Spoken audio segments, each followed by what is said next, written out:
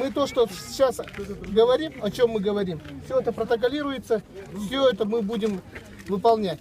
Завтрашнее совещание комиссии по чрезвычайной ситуации, которое проходит у нас внепланово, и когда есть такие вопросы, ваш вопрос тоже будет рассматривать. И в этом плане есть вот исполняющий обязанности начальника управления по гражданской обороне и чрезвычайным ситуациям Павлов Анатолий Васильевич. То, что вот документы будут оформляться в течение месяца, это мы дадим, ну, они уже получили задание, чтобы в ускоренном режиме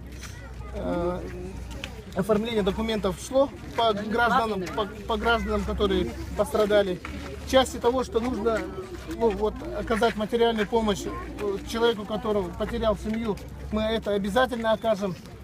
И то, что вот вопросы, которых стояли, и то, что вы задаете, да, вот те люди, которые живут в других домах, то вот глава вам все внятно ответил. То, что служба эксплуатации за городским хозяйством ведется разговор, работа по тому, чтобы переносить щитки, а то, что вот в том, что случилось и какая причина, то тут скажу, что следующее, что сейчас возбуждено уголовное дело по статье 109, и все дела переданы Следственному комитету.